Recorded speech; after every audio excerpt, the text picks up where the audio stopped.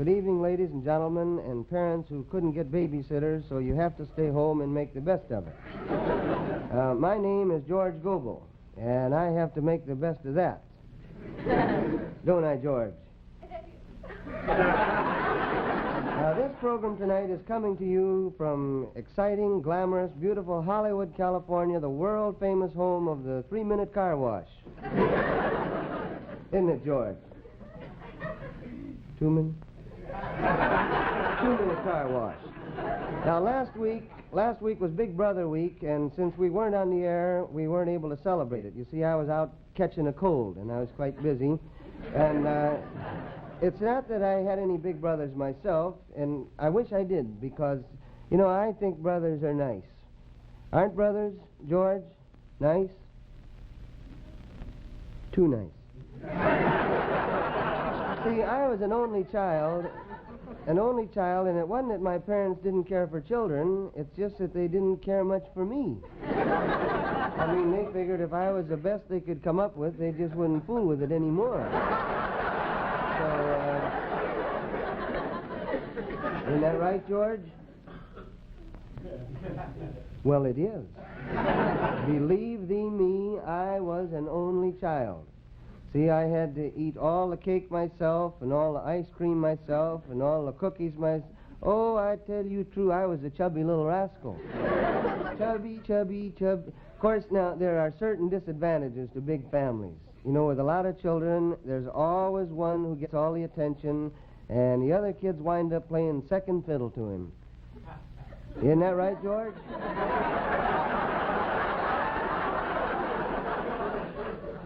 So there you are. And here I am, and here's the show. Isn't that right, George? Dial Shampoo. The new shampoo that gives your hair a diamond sparkle. And mild, fragrant Dial Soap that stops perspiration odor before it starts. Presents... The George Gobel Show. Starring George Gobel. With his guests, Miss Barbara Britton, Mr. George Liberace. You are George Liberace, aren't you? Miss Peggy King. Mr. John Scott Trotter and his orchestra.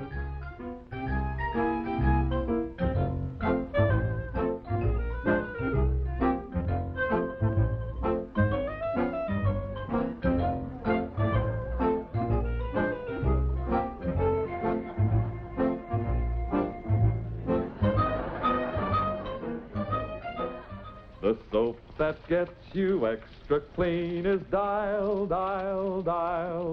The soap with hexachlorophene is Dial. After you bathe, you don't have to fuss with deodorants to protect you against odor. You just don't worry when you use Dial soap every day. There's a simple reason why. Normal perspiration is odorless until skin bacteria attack it. They cause the odor. Now, ordinary good soaps can't remove skin bacteria effectively. Thousands stay on your skin, sort of like this. But Dial soap gets rid of up to 95% of these troublemakers. It's the hexachlorophene in Dial that does it. It clings to your skin, keeping you fresh all day. Dial doesn't stop perspiration, but it does stop odor before it starts. And Dial smells good. Aren't you glad you use Dial soap? Don't you wish everybody did?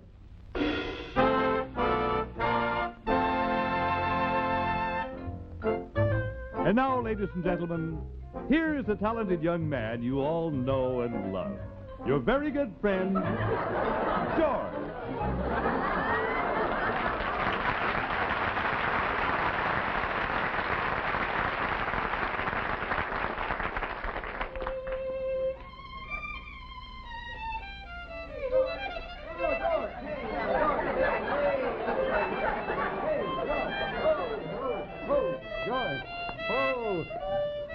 Hey, George, this isn't where you play your violin solo. That comes, don't you remember we... Oh.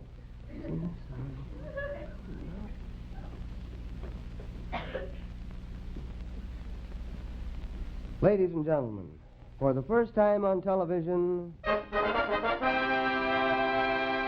George Liberace speaks. Okay, George, now you deliver that message to your brother Lee. Thank you, George.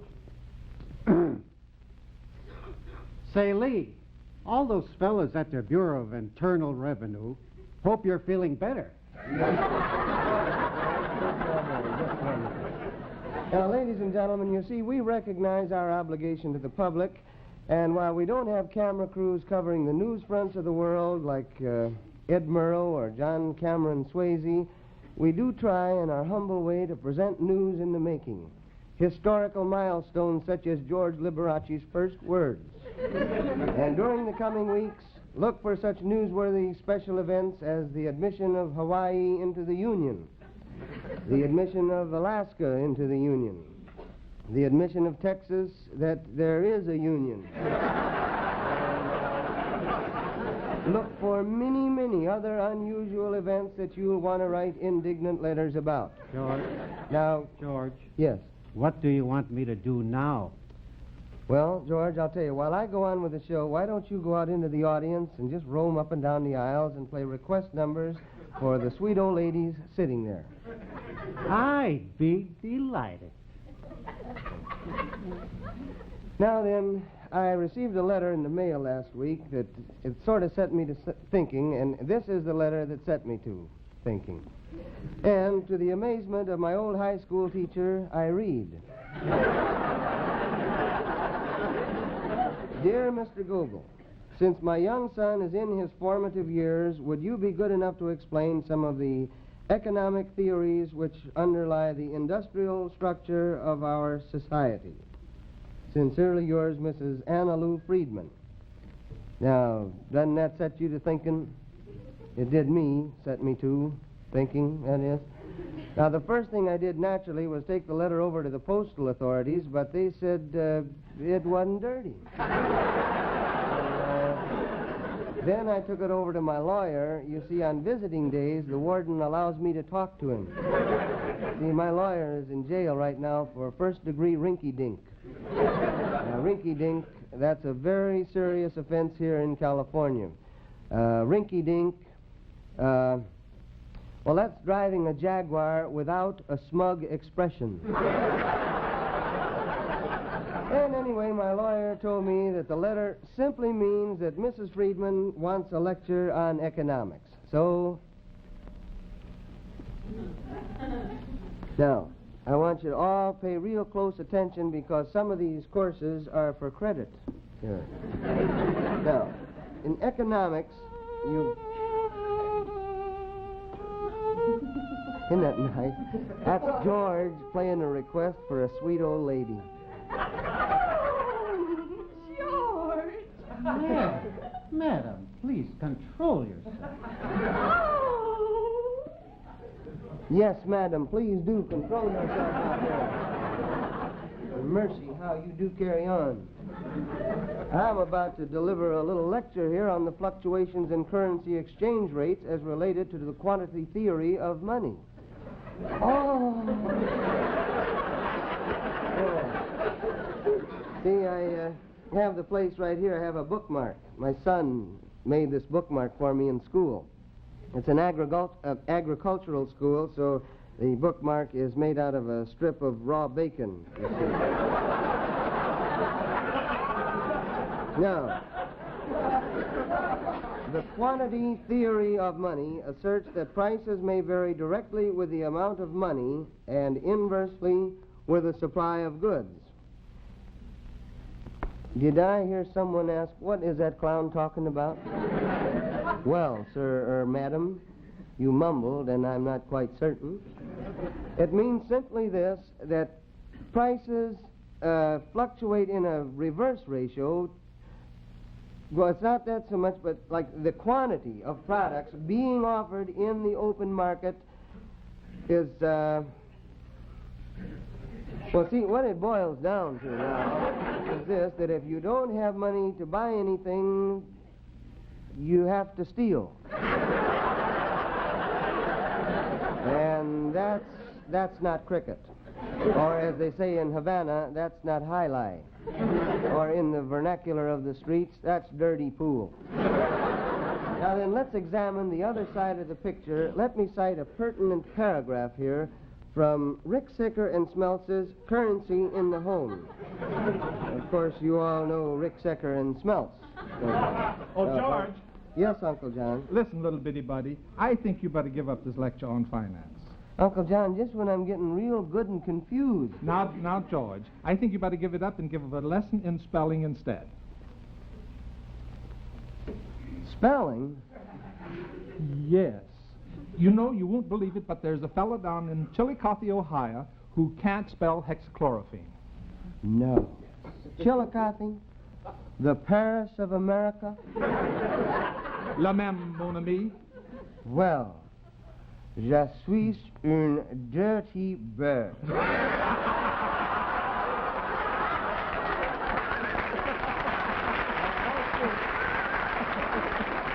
I think, Uncle John, that this would be an excellent time to show one of our illustrated lectures. Good thinking. Now, you all pay attention because you too can learn how to spell hexachlorophene. And while you're doing that, I'm going out and learn how to spell Chillicothe. Ohio, that is. The soap that gets you extra clean is Dial, Dial, Dial. The soap with hexachlorophene is Dial, Dial, Dial.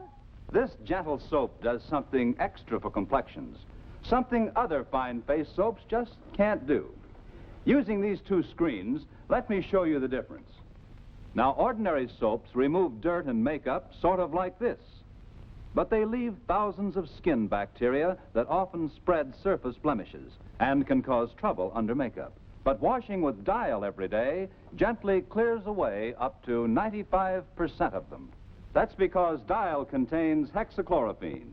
There's nothing else as good. So no matter how much or how little makeup you use, the fresh clearness of your skin is continuously protected underneath. Yes, Dial protects your complexion, even under makeup.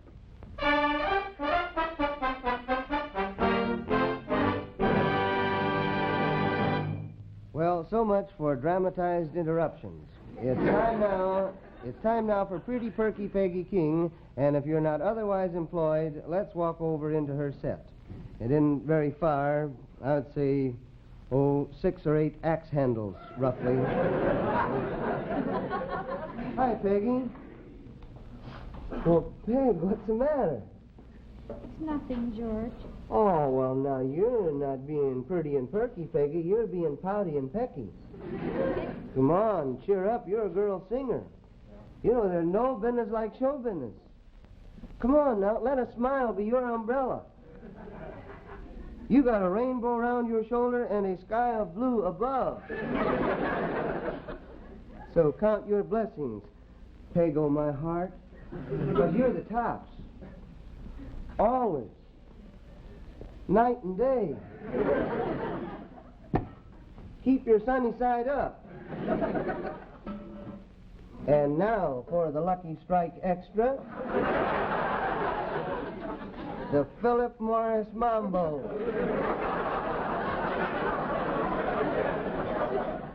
Oh, George, sometimes you're so silly. Peg, I'm just trying to cheer you up. I know. Come on, what's the matter? Well, it's just that George Liberace's out there in the audience playing for all the sweet little old ladies, and he won't play anything for me. Well, that happens to a lot of girls your age, Peg. You see, you're at that awkward age. You're just too old for dolls and too young for Liberace. But I'll tell you, I don't want you to worry your pretty perky little head about that, Pretty Perky Peggy, because I've got an idea that we'll get that George Liberace over to your table on a dead run. You do? Yes, I do.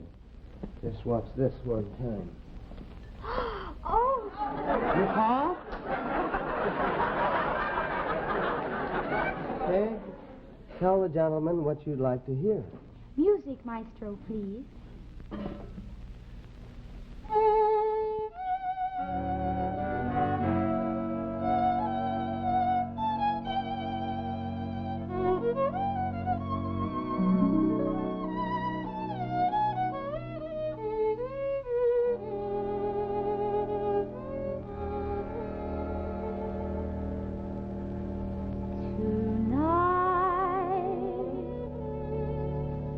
mustn't think of him. Music, maestro, please.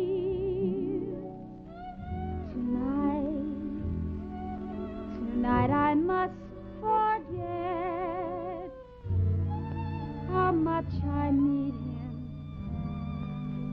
So, Mr. Leader, play your loving melody. Play ragtime, jazz time, swing.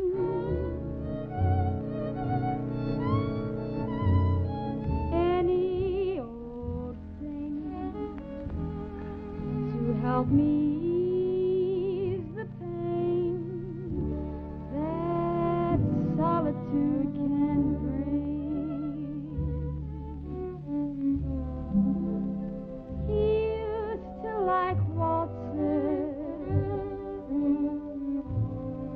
No, don't play a waltz. He danced divinely, and I love him so. But there I go. Tonight I mustn't think of him. No more memories. So play tonight. I must forget music, maestro,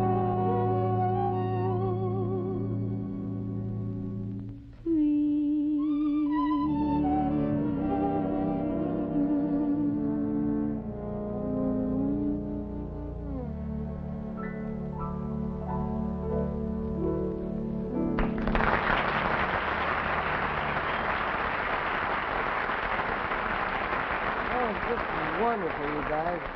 Just wonderful. Ladies and gentlemen, that was George Liberace playing Music Maestro, Please, accompanied on the voice by Peggy King. Peggy was just great. Thank you, George. Thanks a lot for holding my bag. Oh, that's all right. I'm kind of used to it. You know, every time Alice gets into a fight with our butcher, I almost forgot her. Jiminy. Well, what is that? Well, this is my little bitty buddy. Well, what are you looking for, Peg? The rest of him. Peg, that's all there is. See, this little feller hadn't been well. Matter of fact, I've been looking around for a good veterinarian to take him to. Oh, well, why don't you take him to Dr. Britton, the best veterinarian in Hollywood?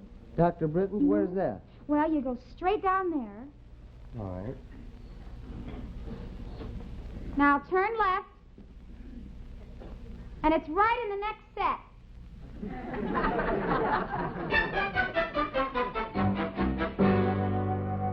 Dr. Britton speaking.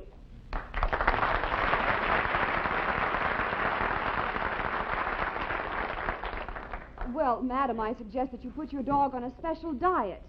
Let me recommend my own dog food, the Dr. Barbara Britton Bow Wow Breakfast. It comes in 4 delicious flavors: beef, liver, fish, and cat. C-A-T. That's for lazy dogs. Yes, madam, I'll send some out right away. Goodbye.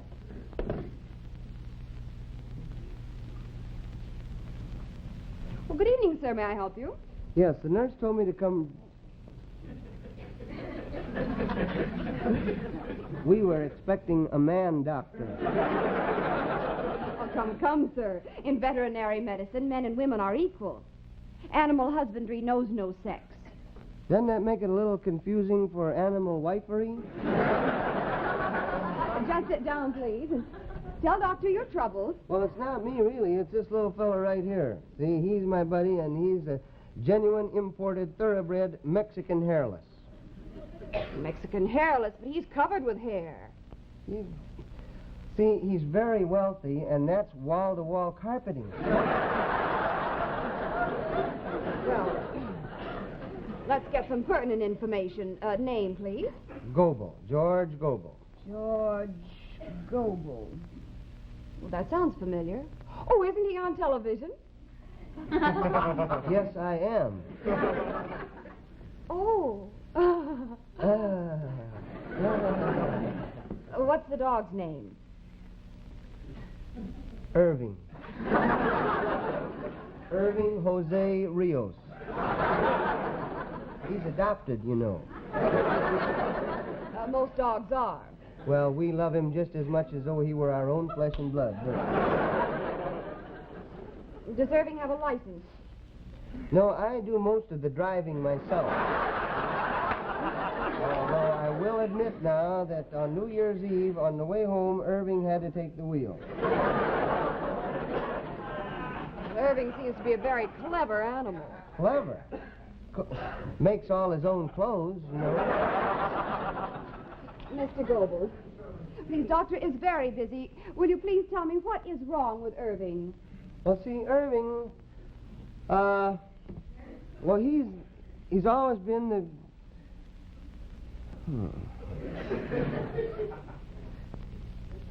Gosh. We were expecting a man doctor.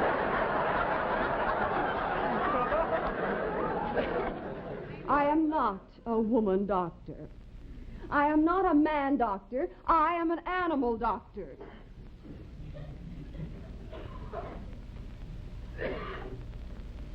They have certainly improved on them animals since I was a boy. All right, Mr. Gobel, you will tell me what is Irving's trouble. Yes, I'll try. See, Irving,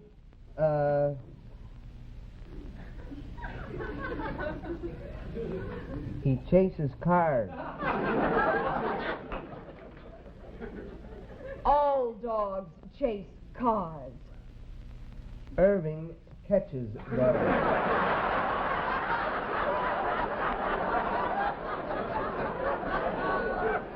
This little thing catches them?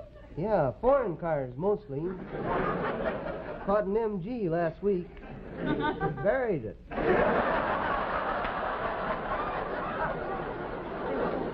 What about the driver? Who is he? I really don't know, but I haven't seen or heard anything from Clive Brook lately, have you? All right, Mr. Gobel. I can go along with this. Yes, if this is the way you want to play. Tell me, Mr. Gobel, does he also bury bones? Well, it's funny that you'd ask that, you know, because Irving every night there for a while would go out and he'd always come home with a couple of bones, but he never buried them. He'd always take them out and put them in the garage. And I never figured that out, and last week it aroused my curiosity. And I went out there, and you know what this little devil was doing with them bones? No, what? He was building himself another dog.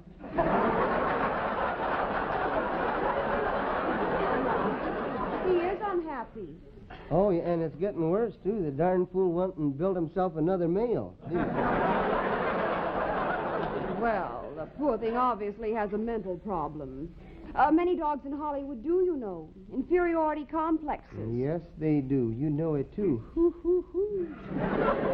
Well, I can help, Irving. If you'll just cooperate, Mr. Gobel.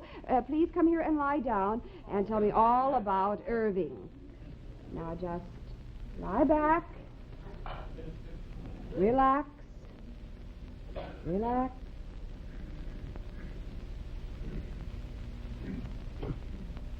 Now, let's start when Irving was a little tiny puppy.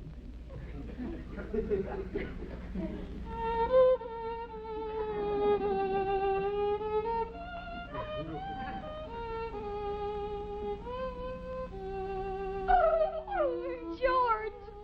Oh, George! Oh, George! Madam, I told you before, control yourself. We're trying to do a sketch here. We're trying to cure a psychosomatic puppy.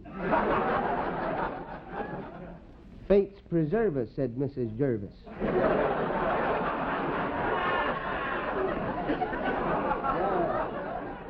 Doctor, where were we? Please, will you tell me just one thing about Irving? Please concentrate. To the best of your knowledge, does Irving have a girlfriend? Well, I really don't know, but just the other night I heard the dog next door singing, "Let Me Go, Irving."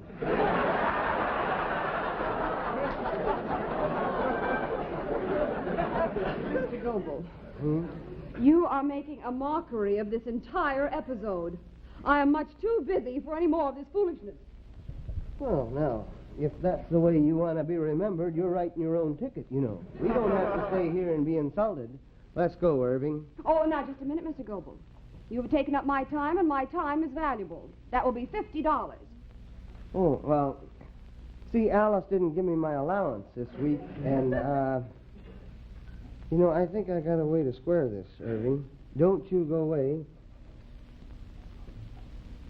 You called again? George, step into the office, will you? George, you'd do me a big favor if you'd play about $50 worth of that fiddle music for this lady.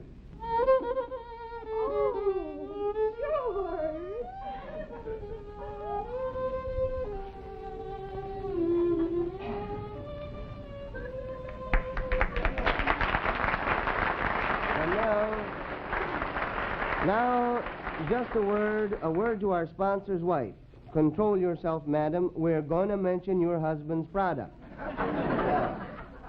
On your mark, get set, mention. The George Gobel Show is sponsored by Dial Shampoo, the new shampoo that gives your hair a diamond sparkle, and mild, fragrant Dial Soap that stops perspiration odor before it starts. Next week, the George Gobel Show will be brought to you by Pet Evaporated Milk, America's first evaporated milk, and Instant Pet non-fat dry milk, the new miracle milk product. It's not very polite to interrupt a young lady at a time like this, but a pet milk baby doesn't mind. She's used to being admired anytime. Just see that strong, straight back. That's what Pet Evaporated Milk does for babies. Helps them build straight, strong bones and to make sure, steady growth. Because Pet Evaporated Milk has the right combination of milk minerals and vitamin D, the sunshine vitamin. And pet milk is always uniformly rich, always easy for babies to digest. Isn't it wonderful to see a baby enjoy bottle time as much as this one does? And with Pet Evaporated Milk in the formula, she's certainly getting a happy, sturdy start in life. For there is no better milk for babies than Pet Evaporated Milk. Now, I have a confession to make to you. You know all that stuff about my dog, Irving? We made all that up. I don't even have a dog named Irving. And you know what else? We made up that stuff about Dr. Britton because there's no such person as Barbara Britton. Is there, Barbara Britton? No, we just made that up, too. Yeah, her name is really Irving. Good night, George. Good night, Irving. Good night, George. Oh, just a moment. I'm with you, Irving. And we would like to thank Evelyn for loaning George Liberace her magic violin. Immediately following this program, Mr. Liberace will play his new Columbia recording of Madalena for the studio audience, and there will be dancing in the parking lot. And I see now by the old clock on the wall it's time for us to be leaving you. This is your old friend, Lonesome George, hoping to be among the very first to wish you all a very festive Purim. So long, ladies. This is Del Sharbutt speaking for the George Gobel Show, a Gamalto production.